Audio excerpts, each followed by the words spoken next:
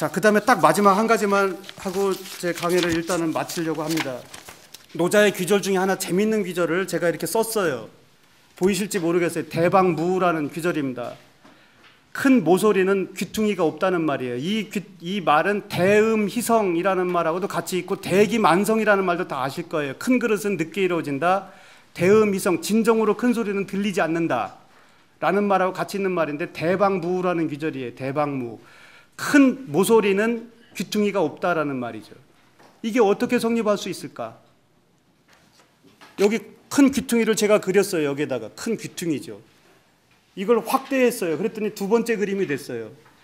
더 확대했더니 이렇게 직선처럼 됐어요. 그래서 귀퉁이가 없어졌다는 거예요. 제 말 알아들으시겠죠? 예. 아주 재미있는 작상이지 않아요? 대방무. 이걸 억지라고 말씀하실 게 아니라 저는 이것이 노자의 또는 도가사상가들의 미분적 사고방식이라고 생각해요. 미분적분 있죠? 미분적분 개념이라고 생각해요. 그래서 중국의 과학과 문명을 쓴 그 유명한 그 학자가 있죠. 그분은 이런 말을 했어요. 중국의 과학이 있는 곳엔 언제나 노자의 그림자가 어른거린다라는 말을 했어요. 그래서 노자는 정치서이기도 하지만 과학서이기도 합니다. 과학서. 그리고 술수서이기도 하고 또 건축하는 사람들은 건축학의 원리로도 쓰고요. 이런 여러 가지 그 활용의 가능성이 열려져 있는 책이라고 저는 생각합니다. 굉장히 간결해요. 또 어떤 면에서는 비유적이고 추상적이고 이런 것들은, 이런 고도의 비유를 쓰는 것들은 수많은 해석의 가능성을 낳게 되죠. 그래서 제가 아까도 말씀드렸다시피 노자를 잘 읽는 것은 과감한 오해를 하는 것을 너무 두려워하지 말라는 거죠. 오해를 하는 것에 대해서 두려워하지 말라. 더군다나 우리는 한국 사람이니까 한문도 잘 모르고 노자도 잘 모르는 건 당연해요. 그러나 유가와 박사처럼 그렇게 과감하게 한번 오해를 해볼 것 같으면 큰일이 벌어질 수도 있다는 거죠. 정말 창의적인 결과들이 나올 수 있다. 예, 이상입니다. 이어서 우리 박경진 이사님의 그 토론 코멘트를 한 5에서 10분 정도 저희가 듣도록 하겠습니다. 네, 여러분들 어떠셨어요? 우리 임채우 교수님 정말 노자를 해박하게 얘기를 잘 해주셨죠. 여러분 아마 노자 읽어 나가시는데 큰 도움이 되시리라고 생각이 됩니다. 노자 읽는 방법, 말하자면 노자 속에 숨어 있는 보물을 찾아낼 수 있는 그런 그물을 짜는 방법을 여러분들께 알려드렸다 이렇게 생각하시면 되겠습니다. 저는 뭐 워낙 훌륭한 말씀을 잘 해주셨기 때문에 그물 짜는 방법이 아니라 여러분들 힘들게 여기 오셨기 때문에 그래도 고기 하나씩은 건져가야 되지 않겠습니까? 실제 우리 생활인 또는 교양인들이 노자를 어떻게 바라보고 우리 인생에 어떻게 활용할 것인가, 또 제가 느낀 점을 말씀을 드리겠습니다. 저는 공자의 논어를 읽고 노자를 읽고 나서 두 가지를 비교하면 정말 어찌 보면 굉장히 상반된 철학이 있는 것 같아요. 맹자는 끊임없이 무엇을 하라라고 요구하죠. 두의 철학입니다. 다 하라고 하는 거죠. 반면에 노자는 하지 마라, 덜어내라, 비워라 이렇게 얘기하고 있거든요. 그래서 그 당시 춘추전국 시대에 끊임없이 많은 제자 작가들이 무수히 많은 자기 이론들을 내면서 제후들에게 다 제공을 하면서 나를 써달라라고 이렇게 호소를 하지 않습니까? 반면에 노자는 이제 숨은 사람이라고 생각이 됩니다. 세상에 나오려고 안 했죠.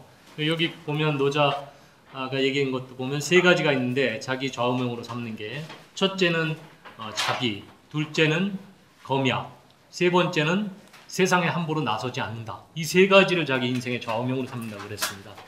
그렇고 보면 그때 당시 춘추 전국 시대에 많은 그런 현인들하고는 정반대로 간 거죠. 현인들은 날 좀 보소 이렇게 한 거거든요.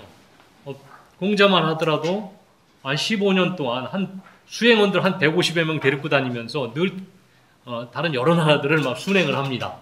나를 써달라는 거죠. 나를 재상으로 써달라는 거거든요. 이제 공자의 논어 속에도 그런 와중에 몇몇 도가적인 사람들을 만나서 이렇게 꾸지람 듣는 게 있습니다. 당신 그렇게 다닐 필요 없다. 그렇게 애쓰지 마라. 그런 얘기가 있는데, 노자는 그런 차원에서 세상에 함부로 나서지 않고 자기를 성찰하는 것들을 많이 강조한 게 아닌가. 이때 이 군자의 그런 술로서 제시된 거기도 하지만 우리 현대인한테는 더 필요한 것 같아요. 왜냐하면 우리 여러분들 얼마나 바쁘게 경쟁하면서 살고 있습니까? 근데 노자를 읽고 나면 여러분들이 마음이 좀 푸근해지지 않습니까? 뭔가 마음을 좀 비워야 되겠다. 욕심을 덜어야 되겠다. 이런 마음을 갖게 되죠. 그래서 그런 것들이 대표적인 게 노자에 나온 것 보면 상선약수라는 거 있지 않습니까? 상선약수. 최고의 선은 물과 같다라는 겁니다. 여러분들은 물이 철학의 어떤 대변이 될 수 있을까 생각할 수 있지만 노자는 조목조목 물이 어떤 속성을 갖고 있는지를 이렇게 다 열거를 하면서 물처럼 행동하라고 얘기합니다. 예를 들어서 막혔을 때 돌아갈 줄 알고 거스르지 않고 고여 있다가 또 다시 흐르고 또 흐르면서 앞뒤를 다투지도 않고 뭐 등등 이렇게 노자의 그런 철학을 보면 자기를 낮추는 그런 철학이 굉장히 짙게 배어 있습니다. 이걸 처하라고 하는데 아래로 임하는 이런 처하의 철학이 깔려 있기 때문에 현대인들에게 자기 성찰하고 겸허하게 되돌아보는 그런 수양의 지침으로 사용하는데 아주 도움이 되리라고 생각이 되고 또한 앞서 말씀하신 것처럼 36장에 보면은 부드러움이 강함을 이긴다라는 게 있습니다. 유약, 승, 강, 강이라는 게 있는데 거기 보면 굉장히 역설적인 게 굉장히 많습니다. 상대방을 내가 이기려면 쓰러뜨리려면 먼저 일으켜줘라. 그 다음 빼앗으려고 하면 먼저 줘라. 등등 굉장히 역설적이죠.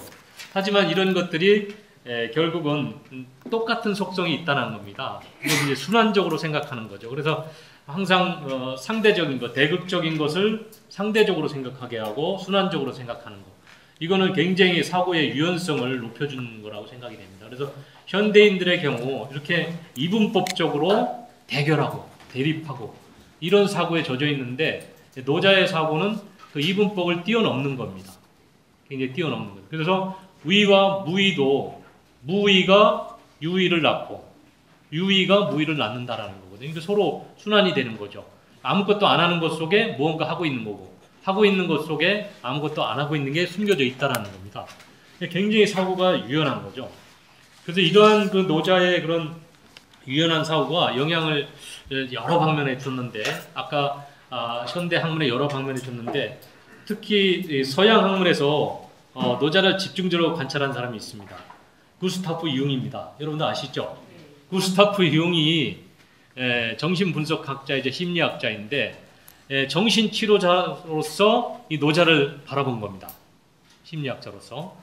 오늘 아마 책에도 나왔는 제가 서평을 올린 적도 있는데 노자와 융이라는 책을 이부영 교수님이 썼는데 서울대 정신의학과 교수님이세요. 정신분석 하시는 분인데 정말 그 노자의 이런 유의와 무의 사상을 서양의 분석 심리학에 적용을 한 거죠. 서양의 분석 심리학에서는 의식과 무의식을 따지거든요. 의식과 무의식이라는 것은 의식은 내가 인지할 수 있는 에고, 무의식은 나를 좀 더 객관적으로 바라볼 수 있는 의식을 떠나는 자기라고 표현합니다. 그래서 의식은 에고, 자기는 쉘프.